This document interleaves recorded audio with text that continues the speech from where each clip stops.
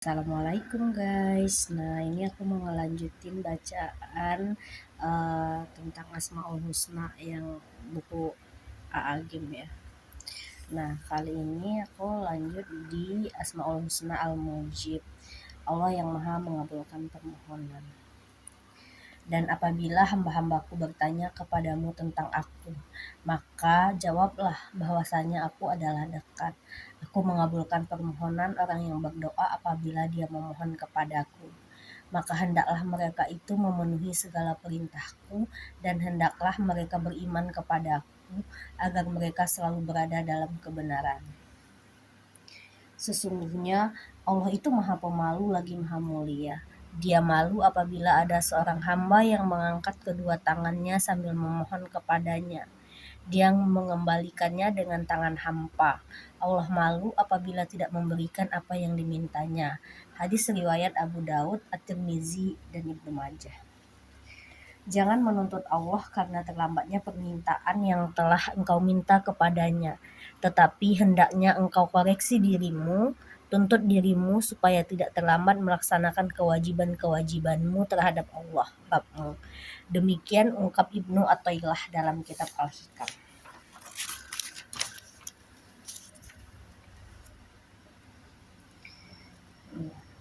Jadi saudaraku, jikalau kita mengenal Allah dengan baik, kita pasti tidak akan protes kepada Allah atas apapun yang telah Dia tetapkan untuk kita.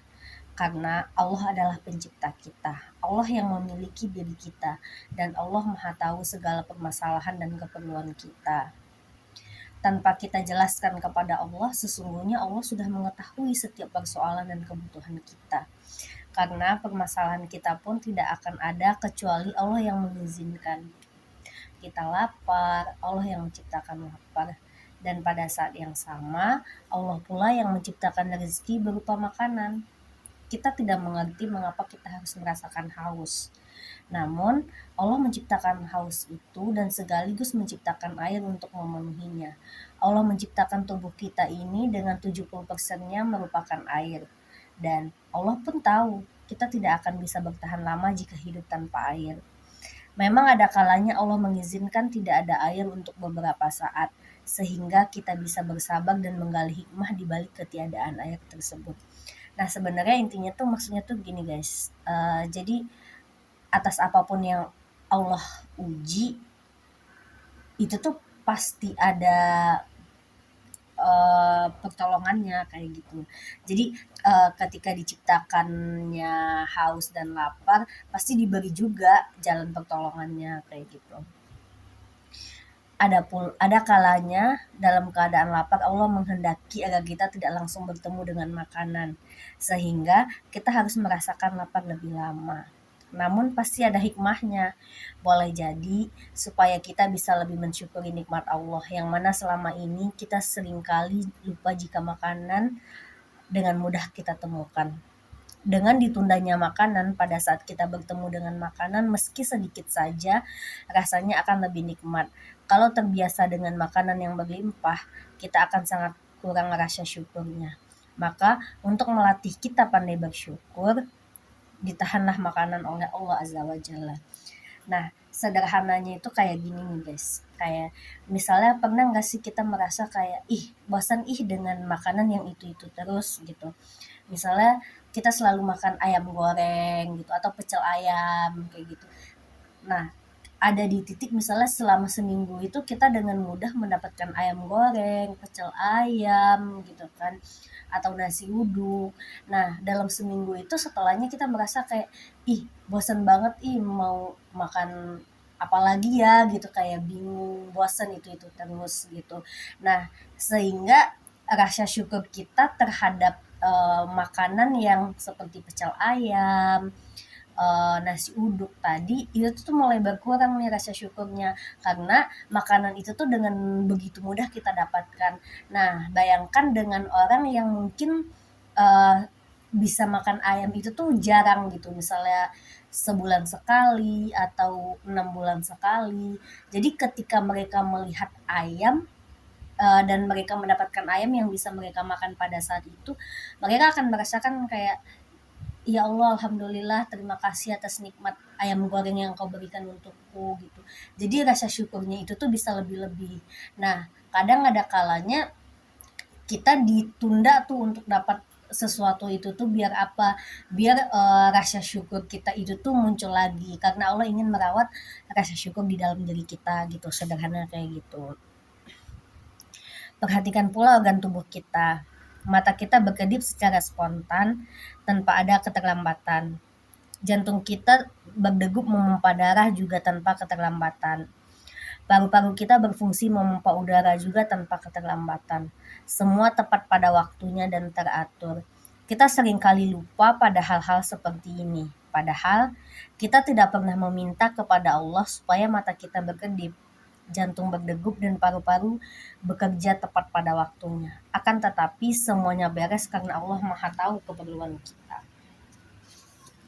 Oleh karena itu, jangan berburuk sangka kepada Allah jika ada permohonan atau kebutuhan yang kita rasa terlambat terpenuhi.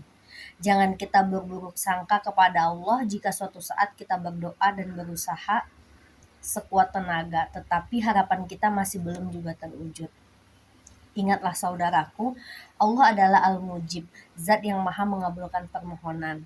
Artinya, tidaklah kita memohon kepadanya kecuali dia akan mengabulkannya dengan pengabulan terbaik, baik itu caranya ataupun prosesnya. Nah, apa sih makna dari Asma Allah Al-Mujib itu? Nah, kita baca penjelasan yang ada di buku ini ya. Al-Mujib adalah nama Allah yang artinya dia yang maha mengabulkan. Al-Mujib berasal dari akar kata ajaba yang berarti menjawab atau jawaban, yaitu membalas pertanyaan, permintaan, atau semacamnya. Ada pula yang menyatakan bahwa kata ini awalnya bermakna memotong, seolah-olah memotong permintaan dengan pengabulan sebelum tuntasnya permintaan tersebut. Dalam Al-Quran, kata Al-Mujib hanya disebutkan satu kali, yaitu dalam Quran Surah Hud ayat 61. Adapun jamaknya yaitu mujibun, tercantum dalam Quran Surah As-Saffat ayat 75. Allah adalah zat yang akan mengabulkan setiap permohonan. Oleh karena itu, dia menganjurkan setiap hamba untuk selalu berdoa kepadanya. Hal ini terungkap dalam Quran Surah Al-Baqarah ayat 186. Dan apabila hambaku bertanya kepadamu tentang aku, maka jawablah bahwasanya aku adalah dekat. Aku mengabulkan permohonan orang yang berdoa apabila dia memohon kepadaku. Maka hendaklah mereka itu memenuhi segala perintahku, dan hendaklah mereka beriman kepadaku agar mereka selalu berada dalam kebenaran. Boleh jadi kita bertanya kepada Allah, mengapa Allah memerintahkan kita untuk berdoa? Bukankah dia sudah tahu kebutuhan dan harapan kita? Lebih tahu daripada kita sendiri? Nah, ada 4 alasan mengapa Allah dan Rasul-Nya memerintahkan kita untuk berdoa, bermunajat kepadanya. Yang pertama, doa memperjelas kedudukan kita sebagai hamba dan Allah sebagai Al-Khaliq. Memahami hakikat diri sebagai hamba akan menjadikan kita rendah hati, tiada daya dan kekuatan kecuali atas kehendak Allah.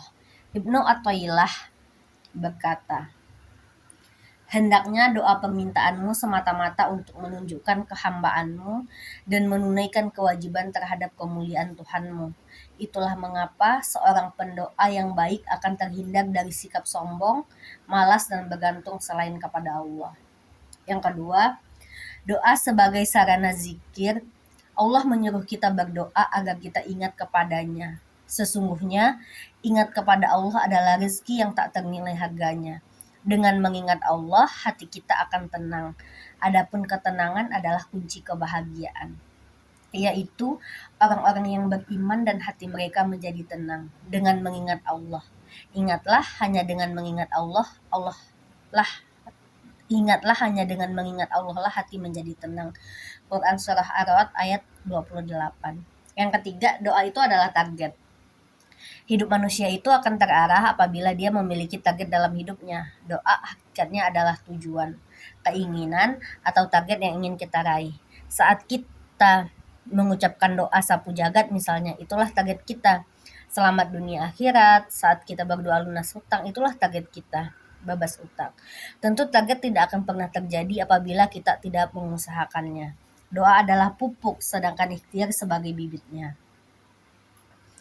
Tidak mungkin kita akan panen jika kita segan menebar bibit. Jadi doa yang baik adalah doa yang disertai dengan ikhtiar maksimal. Itulah iman dan amal soleh. Karena berdoa itu adalah bagian dari ikhtiar kita untuk mendekatkan diri kepada Allah gitu. Nah, yang keempat, doa adalah penyemangat. Pada saat seorang hamba berdoa, tentunya hamba tersebut memiliki harapan, dan harapan akan melahirkan semangat. Semangat itu mahal harganya, sebab semangat akan menentukan sukses tidaknya seseorang. Pertolongan Allah hanya akan mendatangi orang yang bersemangat, bersungguh-sungguh. Bukankah saat kita bersungguh-sungguh kepada Allah, Dia pun akan lebih bersungguh-sungguh lagi kepada kita. Nah, itulah tadi penjelasan tentang Asmaul Husna Al-Mujib. Allah yang maha mengabulkan permohonan.